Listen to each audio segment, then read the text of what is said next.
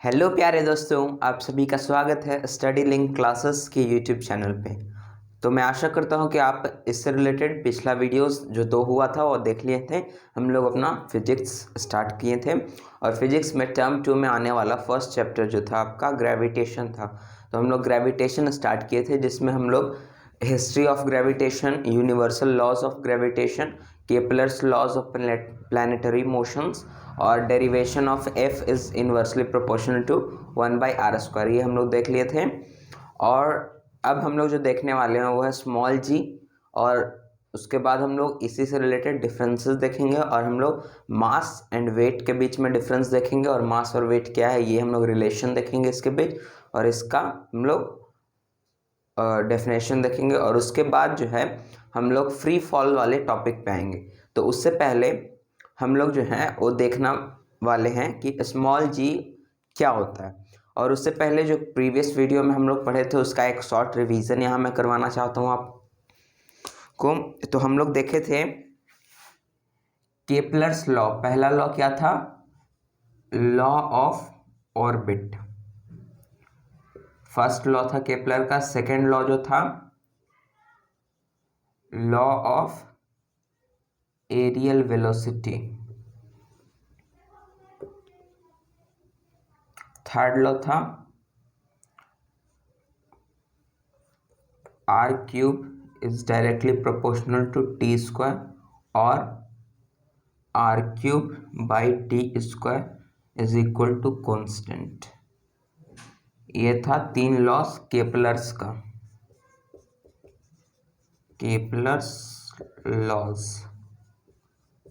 इसी से न्यूटन ने डेरिवेशन किया था F is inversely proportional to r²।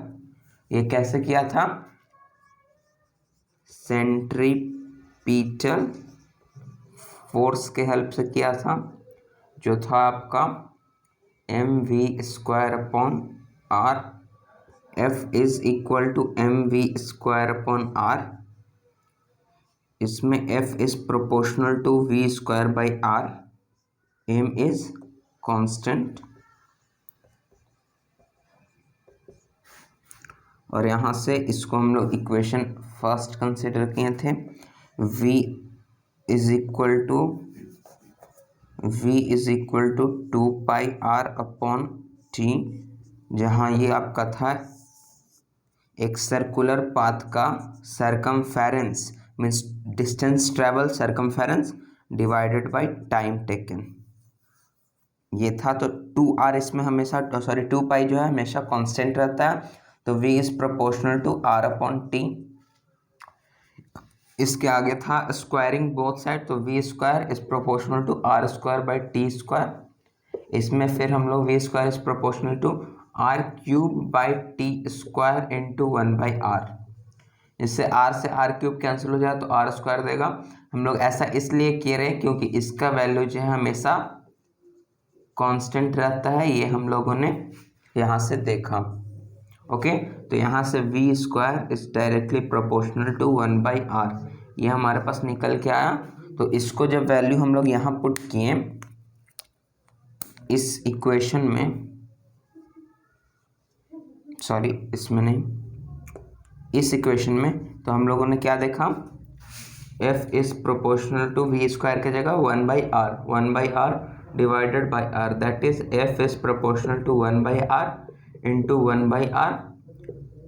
f is proportional to 1/r², ये हम लोगों ने डिराइव किया और इसको हम लोग चेक किए थे न्यूटन एक्सपेरिमेंट से, जिसमें अर्थ से एक एप्पल का हम लोग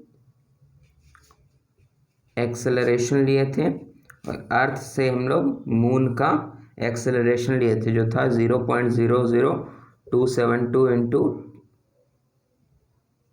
मीटर पर सेकंड स्क्वायर, और एप्पल का था 9.8 मीटर पर सेकंड स्क्वायर। इससे हम लोग इसका रेशियो लेते 1:3600, और इसका अगर रेडियस का रेशियो लेंगे तो वो था आपका 60:1। इसको जब हम लोग इक्वल किए तो 60:3600, जो इसका ये स्क्वायर होता है, इसलिए स्क्वायर लॉ यहाँ काम करता है। तो कल का जो भी हम लोग पढ़े कॉन्सेप्ट, उसका ये एक शॉर्ट रिवीजन था। अगर आप प्रीवियस वीडियो नहीं देखे हैं तो उससे रिलेटेड आज आपको ये समझाने के लिए मैं आपको ये शॉर्ट रिवीजन करवाता हूँ। लेकिन मेरा मानना ये है कि आप प्रीवियस वीडियो देख लीजिए, उसके बाद ही आगे स्टडी कंटिन्यू कीजिए। ओके,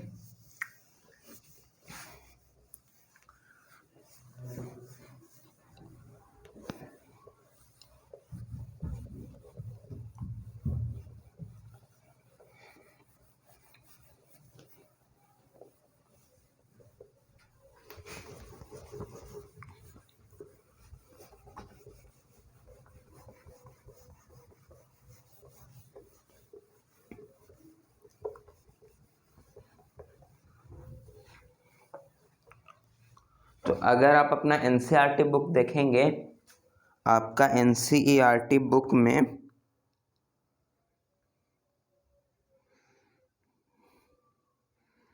इसके बारे में आपको एक्सप्लेन किया हुआ, मेरे पास यहाँ बुक नहीं है बट पीडीएफ है। आपको अगर दिख रहा होगा तो एनसीईआरटी बुक में पेज 133 में आपको एक्सप्लेन किया हुआ है बॉक्स में। ओके, जो न्यू एनसीईआरटी बुक होगा उसमें 133 पेज नंबर है, उसमें आपका एक्सप्लेन किया हुआ है, दिख रहा है 133 पेज नंबर में आपको एक्सप्लेन किया हुआ है इसके बारे में। केपलर्स लॉ के हेल्प से यहाँ किया हुआ है, जहाँ आपको ये लिखा हुआ है कि if T denotes the time period then v is equal to 2πr divided by T, so that v square is directly proportional to r square upon t square. We can rewrite this as v square is proportional to 1 by r into t cube divided by r cube divided by t square, since r cube divided by t square is constant by Kepler's third law. ये आपको समझ में नहीं आ रहा होगा, यही जो था केपलर्स लॉ ने बताया था और उसके बाद आपको मैंने यहाँ बताया। ओके, तो ये 133 पेज नंबर में आपको दिया हुआ है। और उसके बाद जो है आपको ये भी बताया गया है कि हेनरी कैवेंडिश ने एक्सपेरिमेंट के द्वारा कैपिटल जी का वैल्यू निकाला। तो इतना तक हम लोग कर चुके हैं। अब हमारा जो है वो क्वेश्चन आता है स्मॉल जी। उसके बाद मीन्स फ्री फॉल के टॉपिक में ही आपका स्मॉल जी है, बट मैं आपको ये पहले करवा रहा हूँ, उसके बाद हम लोग फ्री फॉल देखेंगे जिससे आपको ज़्यादा समझ में आएगा। ओके, सो हम लोग का टॉपिक आता है what is small g. Small g है क्या? सबसे पहले तो स्मॉल जी है क्या, इसके डेरिवेशन से पहले हमको समझना पड़ेगा कि स्मॉल जी होता क्या है। तो स्मॉल जी क्या होता है, जब हम लोग मोशन चैप्टर पढ़े थे तो उसमें हम लोग 3 टर्म्स पढ़े थे। क्या क्या टर्म्स था वो, मीन्स 3 इक्वेशन ऑफ मोशन पढ़े थे। v is equal to u plus a t, s is equal to u t plus half a t square, 2as is equal to v square minus u square. या इसको ऐसे भी हम लोग लिख सकते हैं v square is equal to u square plus 2as। Okay, और ये आपका हो गया 3 इक्वेशंस ऑफ मोशन। तो ये कब काम करेगा, जब हम लोग लीनियर वेलोसिटी की बात करेंगे। linear velocity, that means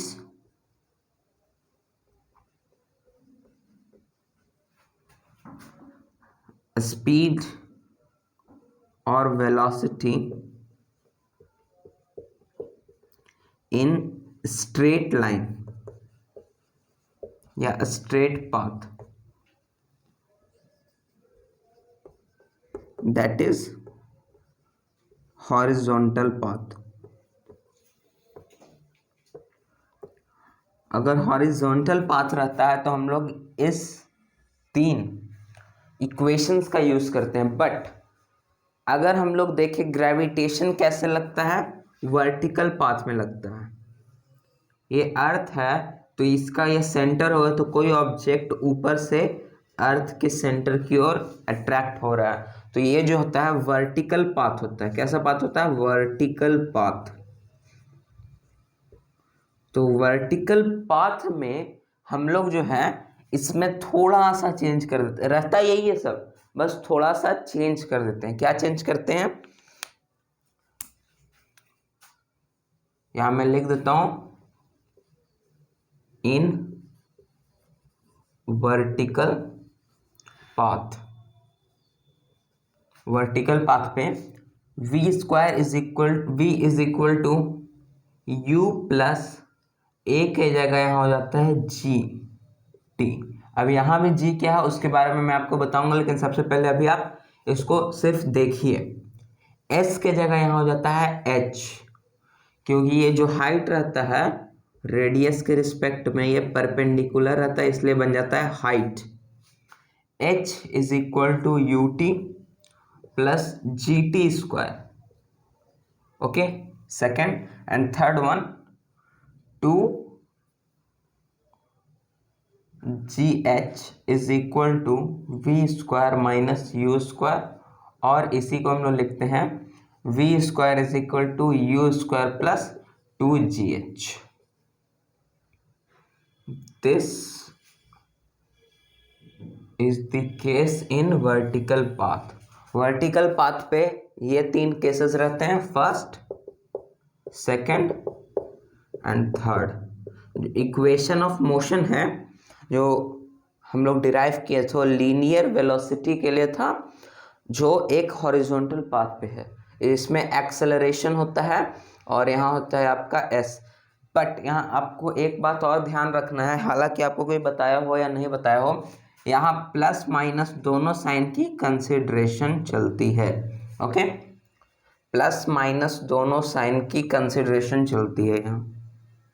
यहाँ नहीं, इसमें कर लीजिए। ओके, प्लस माइनस दोनों साइन की कंसिडरेशन यहाँ चलती है। ऐसा क्यों होता है इसके बारे में हम लोग आगे जानेंगे। इसी चैप्टर में आपको थोड़ा सा इसमें समझ में आ जाएगा, नहीं तो अगर आप मोशन चैप्टर पढ़े होंगे तो उसमें, हालांकि आपको ये बुक में भी देखेंगे तो कहीं कहीं इस साइन को चेंज करके बताया गया है। कब होता है? जब जो वेलोसिटी का डायरेक्शन होता है उसके अपोजिट में कोई रेसिस्ट करता है, मीन्स अगर उसके अपोजिट में एक्सेलरेशन वर्क करता है तब ये होता है।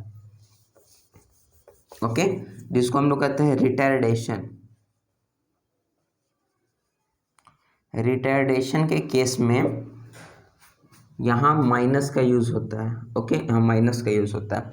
और अगर हम लोग देखें तो अगर ये ऑब्जेक्ट ऊपर से नीचे आ रहा है तो इसमें प्लस होगा, बट ये ऑब्जेक्ट अगर नीचे से ऊपर जा रहा है तो इसमें माइनस का कॉन्सेप्ट चलता है। ओके, ऐसा इसलिए होता है क्योंकि इसका डायरेक्शन जिस तरफ है उसके अपोजिट में ग्रेविटेशनल फोर्स इस पर वर्क करता है, इसलिए ये माइनस में होता है। ओके, सो अब हम लोग आते हैं जी पर। स्मॉल जी होता क्या है?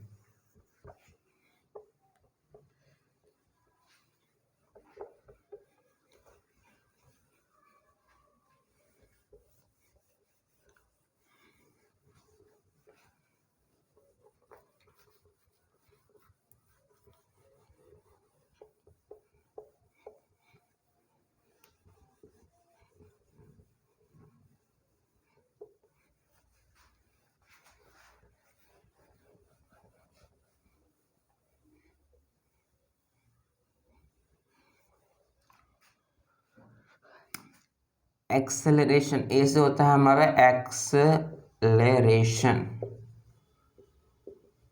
जब ये हॉरिजॉन्टल पाथ पे हो।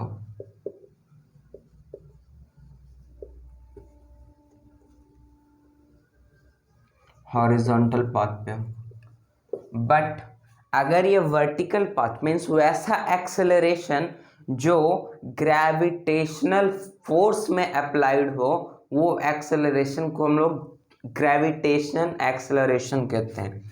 एग्जाम्पल, अर्थ है तो अर्थ अपने सेंटर की तरफ किसी भी ऑब्जेक्ट को अट्रैक्ट कर रहा है, तो इस अट्रैक्शन फोर्स को हम लोग क्या कहेंगे?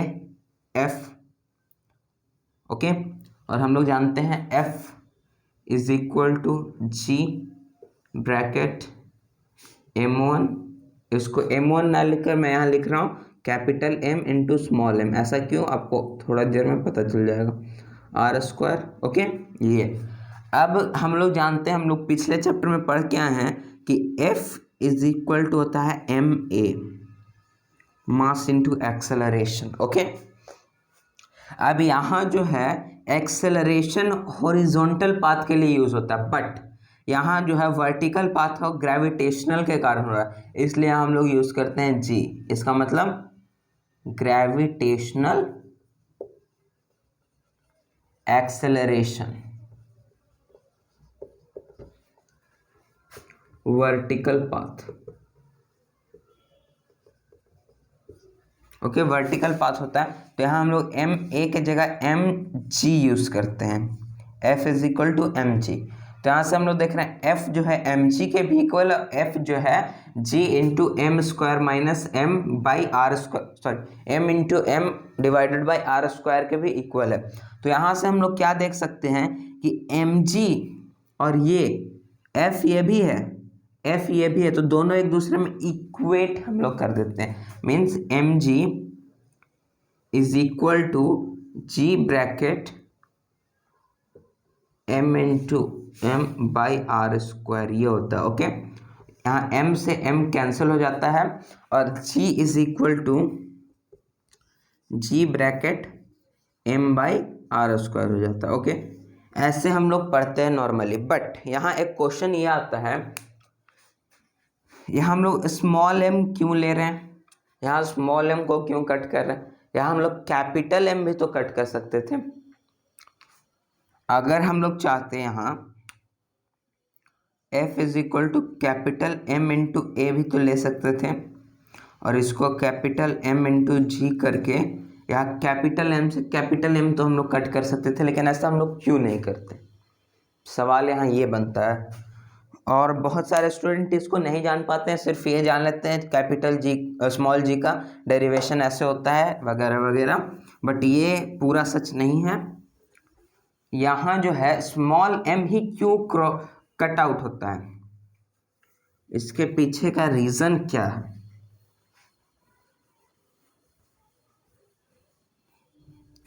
तो अगर हम लोग देखें,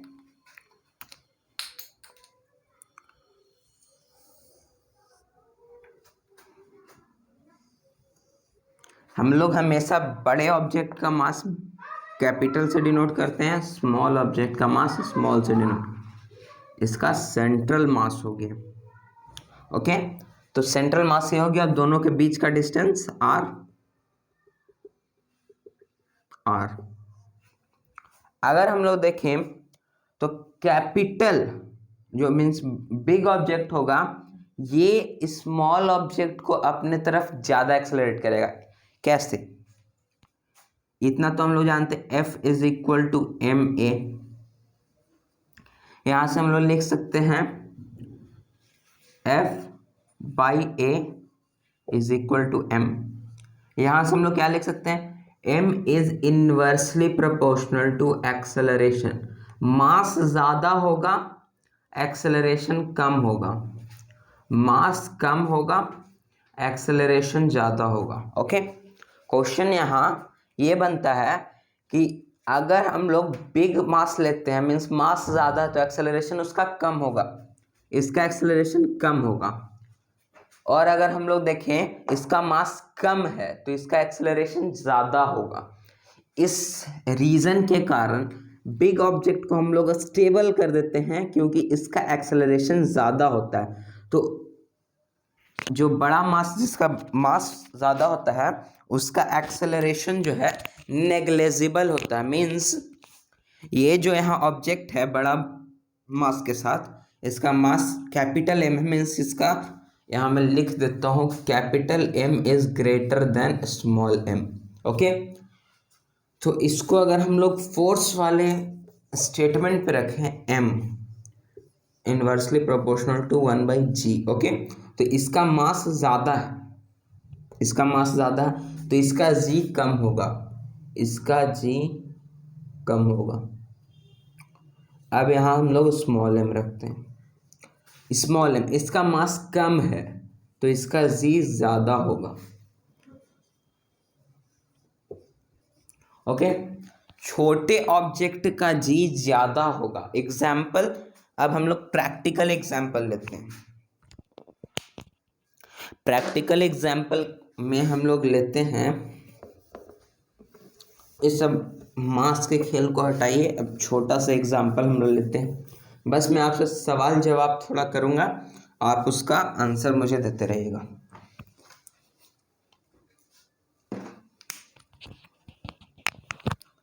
अगर हम लोग इसको अर्थ लें,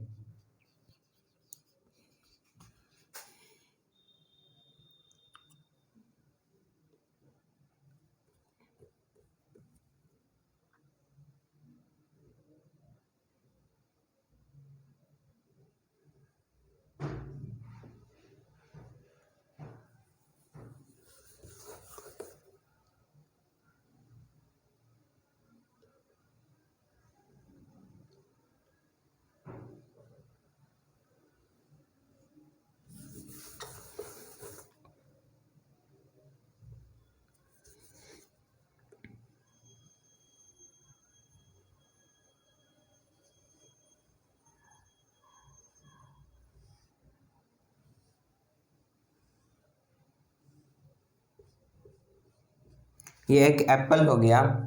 तो अगर हम लोग अर्थ का मास अगर लेते हैं अप्रॉक्सीमेट 6 इंटू 10⁻24 kg, ये अर्थ का मास होता है। अप्रॉक्सीमेट 6 होता है, ऐसे 5.78 होता है। ओके, और इस एप्पल का अगर हम लोग मास, एप्पल का ज़्यादा से ज़्यादा कितना, चलिए 1 kg मान लेते हैं। 1 kg मास है एप्पल का। दोनों के बीच में ग्रेविटेशनल फोर्स अप्लाई हो रहा है, फोर्स ऑफ ग्रेविटी। तो जितना ये अट्रैक्ट करेगा उतना ये भी तो अट्रैक्ट करेगा। मीन्स दोनों के बीच में जो फोर्स ऑफ अट्रैक्शन होगा सेम होगा।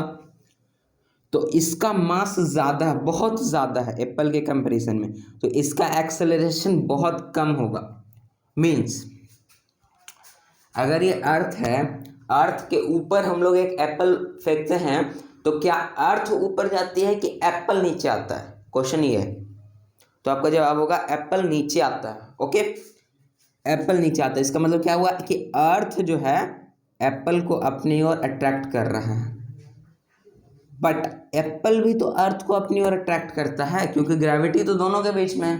तो एप्पल भी अट्रैक्ट करता है, बट इसका मास इतना ज़्यादा है कि इसका एक्सेलरेशन बहुत कम हो जाता है। मैंने आपको बताया था इसका मास जो है, अगर हम लोग देखेंगे gravitation F is equal to G into mm/r², 6.673 into 10⁻11 into 5.78 into 10⁻24 into 1 divided by, इसका मान लीजिए 1 मीटर दोनों के बीच में डिस्टेंस है, 1 मीटर स्क्वायर।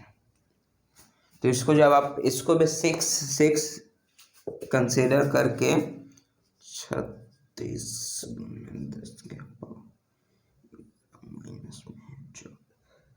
13 इतना फोर्स हुआ। ओके, तो अगर आप इसको F इज इक्वल टू इतना आया, अब आप इसको इसके मास से डिवाइड दीजिए, क्योंकि क्या होता है F is equal to M into a होता है। तो हम लोग को A निकालना है, तो F by M is equal to a होगा। तो इसका मास क्या है 1 kg है, तो इसको अगर 1 kg से डिवाइड देंगे तो हम लोग को 36.10⁻13 ही मिलेगा। ओके, और अगर हम लोग इसको कैपिटल M से डिवाइड देंगे तो आप देखेंगे 36 इंटू 10⁻13 डिवाइडेड बाई 5.78 इंटू 10⁻24। इसको अभी मैं 6 कंसिडर करता हूँ। ओके, 6, ये आपका 6 इंटू 10⁻11 आ जाएगा। ठीक है, तो क्या यह एक्सेलरेशन पॉसिबल है? 1 मीटर स्क्वायर भी रहता तो कुछ एक्सेलरेशन होता है, ये तो -11 में 10⁻11 बहुत ही स्मॉल यूनिट है, बहुत ज़्यादा स्मॉल, जो पॉसिबल तो है बट आपको दिखेगा ही नहीं, इतना स्मॉल यूनिट है कि ये आपको दिखेगा ही नहीं, ये आपको फील ही नहीं होगा कि कुछ हुआ भी है। तो एक्सेलरेशन तो होता है अर्थ में बट बहुत कम होता है। और वही आप एप्पल का देख लीजिए, एक्सेलरेशन +13 पावर में है, तो इसका मतलब एप्पल का एक्सेलरेशन बहुत, ये मैं एक एग्जांपल ले रहा हूँ, एक्सेलरेशन अलग होता है बट ये एक एग्जांपल है, आप कंसिडर कर सकते हैं। ओके, तो ये हो गया आपका एग्जांपल के साथ मैं आपको बता दिया कि हम लोग स्मॉल एम ही क्यों लेते हैं, क्योंकि जो कैपिटल मास रहता है, capital mass, capital M possible ही नहीं है कि उसका एक्सेलरेशन ज़्यादा हो। कैपिटल एम का जो एक्सेलरेशन है बहुत कम होता है, मैं आपको यहाँ दिखा दिया, कैपिटल एम का एक्सेलरेशन बहुत ही ज़्यादा कम होता है, जो अपने आप में नेग्लेजिबल होता है, इसलिए उसको हम लोग नहीं लेते हैं।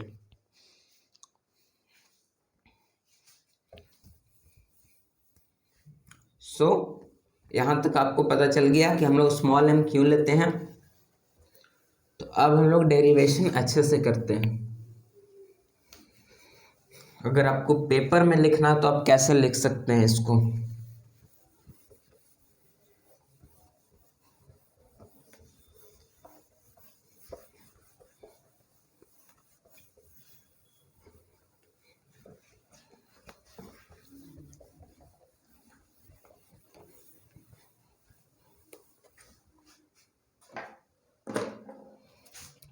तो हम लोग को यहाँ क्या लिखना है? As we know that F is equal to G into M by R square, and we also know that F is equal to MA. Here path is vertical or force applied vertically, therefore F is equal to mg, means A is equal to G. Okay, तो यहाँ से आप लिख सकते हैं, इसको equation 2 लिखिए और इसको equation 1, equating equation 1 and 2,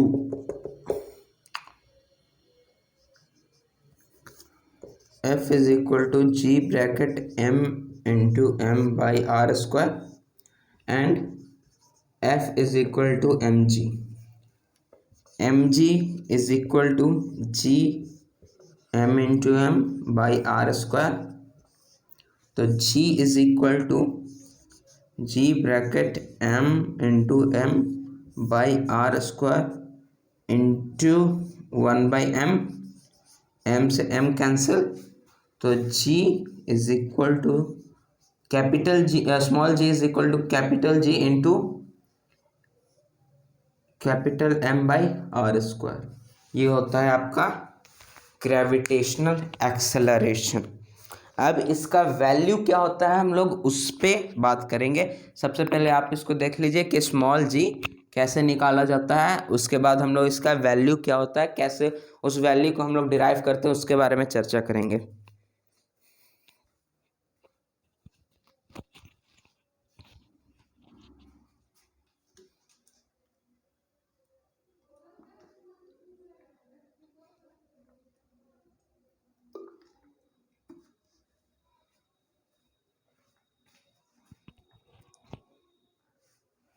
okay, सो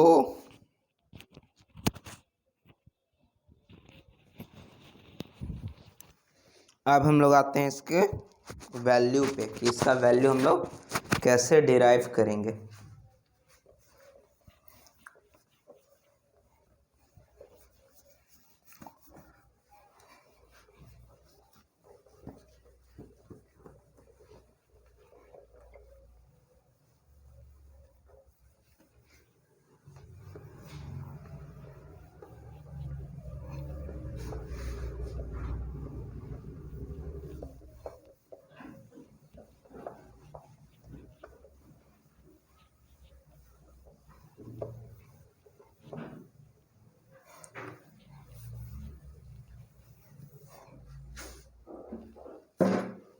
अब यहाँ आते हैं हम लोग वैल्यू डेरिवेशन ऑफ स्मॉल जी। इसके बाद हम लोग डिफरेंस देखेंगे कि स्मॉल जी और कैपिटल जी में क्या डिफरेंस होता है। तो यहाँ जो है कैपिटल एम जो है इसको हम लोग लेते हैं ऑन अर्थ पोल। ये आपको लिखना बहुत जरूरी है। अर्थ पोल मीन्स अर्थ के पोल पे और अर्थ के इक्वेटर पे इसका वैल्यू वेरी करता है। कैसे करता है इसके बारे में हम लोग वेरिएशन ऑफ स्मॉल जी में पढ़ेंगे। बस अभी आप ये साथी से इसको लिख लीजिए, ऑन अर्थ पोल, अर्थ के पोल पे। Okay, m is the mass of earth,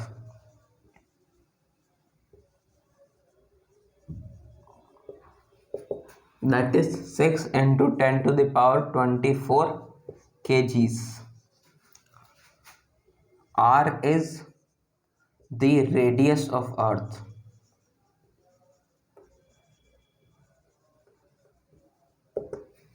radius of earth कितना है आपका 6.4 into 10 to the power 4 metres. Okay,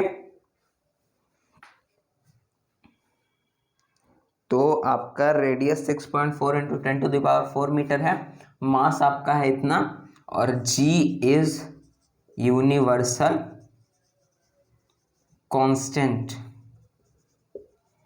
that is 6.673 into 10 to the power -11 newton metre square per kg square. ये आपका हो गया। तो small g is equal to capital G bracket m by r square. तो यहाँ वैल्यू हम लोग लिख देते हैं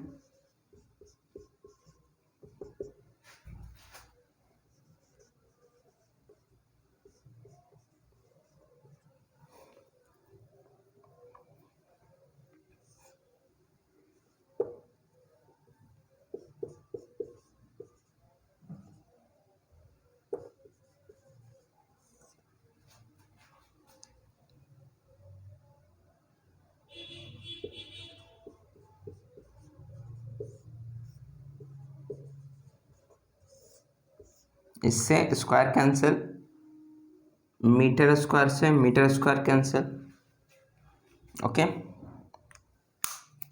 तो यहाँ जब आप मल्टीप्लाई इसको करेंगे तो ये आपका 6.673 इंटू 10 टू द पावर -11 को हम लोग ऐसे लिख देते हैं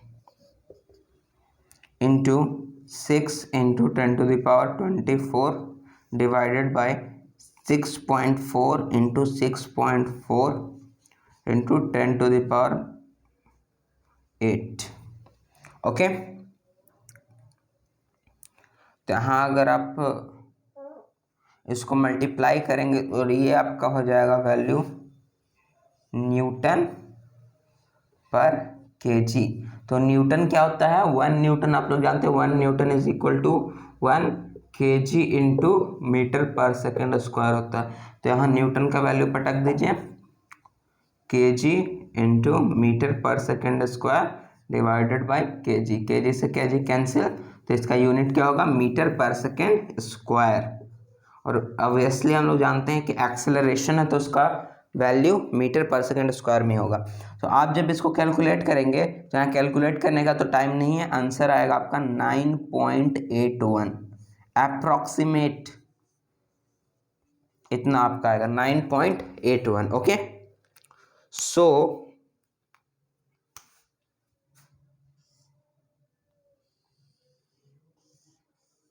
ये आपका वैल्यू आएगा स्मॉल जी का। कहाँ आएगा ऑन द अर्थ्स पोल, अर्थ के पोल पे। पोल क्या होता है आप अगर देखेंगे तो अर्थ जो है वो ऊपर से थोड़ी चपटी है,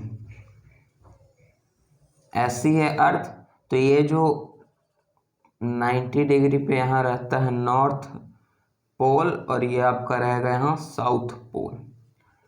तो ये अगर सेंटर हम लोग देखें तो सेंटर से ये पोल डिस्टेंस 6.4 इंटू 10⁴ रहता है। और यही अगर इक्वेटर पे हम लोग देखें तो ये इससे ज़्यादा रहता है, इसलिए यहाँ पे ग्रेविटेशनल एक्सेलरेशन कम रहता है। इसके बारे में हम लोग आगे चर्चा करेंगे।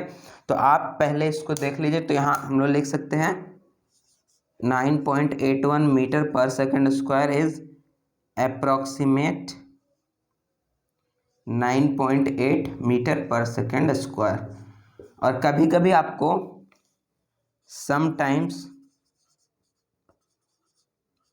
फॉर सम क्वेश्चंस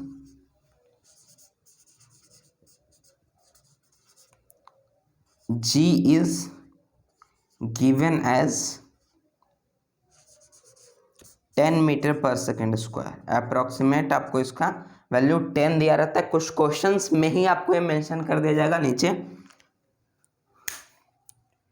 ऐसे आपको दिया रहेगा g is equal to 10 meter per second square. Okay, तो आपको वहाँ से बहस नहीं करना है कि 9.8 होता है तो ये लेते हैं। अगर आपको क्वेश्चन में ये दिया गया है तो आप आंसर भी इसी से निकालेंगे, वरना अगर आप इससे आंसर निकालेंगे, अगर क्वेश्चन में इससे आंसर भी है और इससे भी आंसर है, तो ये अगर दिया हुआ है क्वेश्चन में तो आपको इसी से निकालना है। अगर इससे आप निकालेंगे और आंसर में उसको अगर आप टिक मारेंगे तो आपका गलत हो जाएगा। Okay, so always consider the answer regarding the questions hint और questions clue। क्वेश्चन में जो क्लू दिया गया है, हिंट दिया गया है, उसी से आप इस क्वेश्चन को सॉल्व करेंगे और इसमें आप जो है वैल्यू वही लेंगे जो आपको क्वेश्चन में दिया गया है। इससे रिलेटेड क्वेश्चंस में मैं आपको करवाऊंगा। सो आप इसे एक बार देख लें, इसके बाद हम लोग इसके नेक्स्ट टॉपिक पे बढ़ते हैं।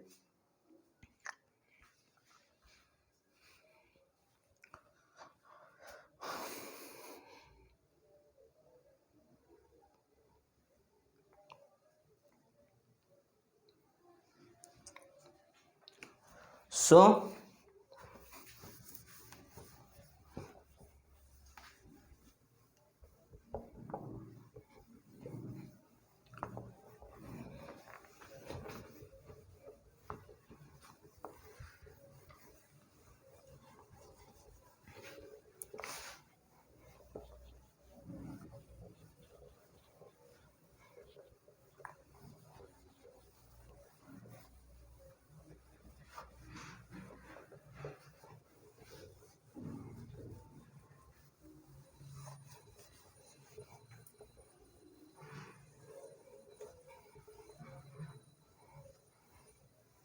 नेक्स्ट जो हमारा टॉपिक है वो है हमारा वेरिएशंस इन जी, बट उसके लिए थोड़ा ज़्यादा टाइम चाहिए। मैं यहाँ आपको डिफरेंस बता देता हूँ।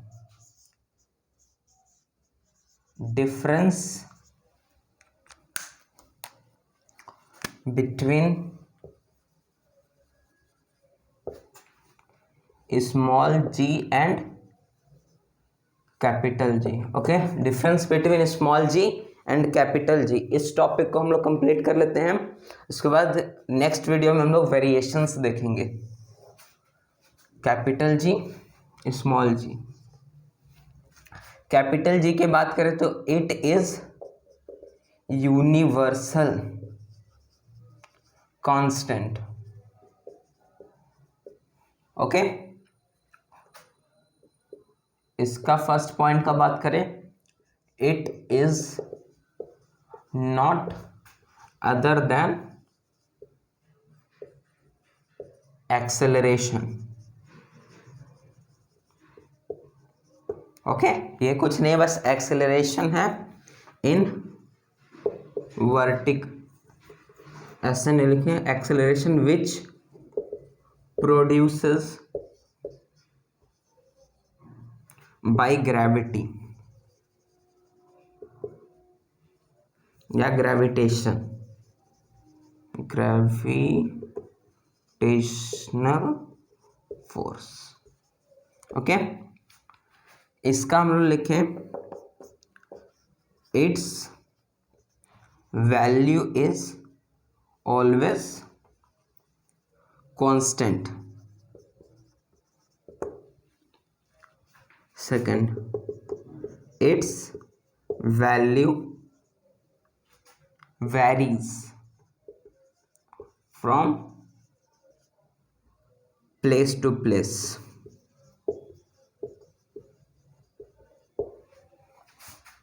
Third, its unit is Newton meter square per kg square.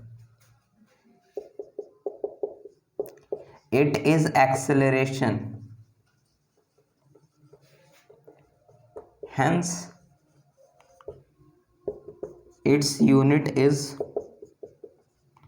Metre per second square. ये हो गया 3 पॉइंट। इसके आगे 4th पॉइंट में हम लोग लिख सकते हैं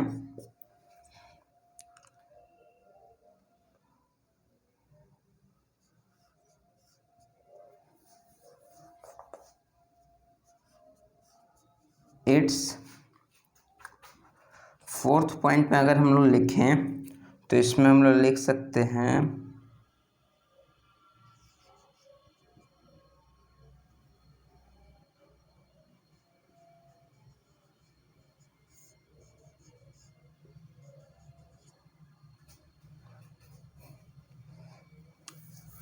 एक, इससे पहले मुझे आपको कुछ बताना पड़ेगा।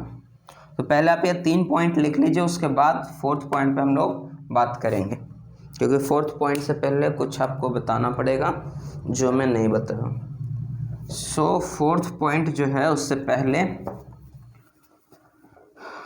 अगर हम लोग देखें तो हम लोग क्या फॉर्मूला लिखते थे, F is equal to G bracket m into m by r square, ये होती है।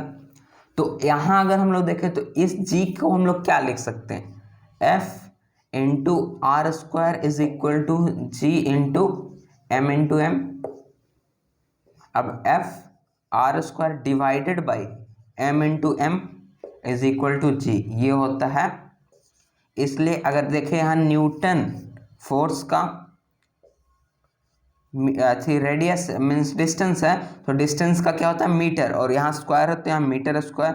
अब m2 है तो डिवाइड में है, तो डिवाइड m1 का kg इंटू kg स्क्वायर, ये होता है इसका यूनिट, ऐसे आता है। और ये इसका वैल्यू होता है आपका F r square divided by m into M.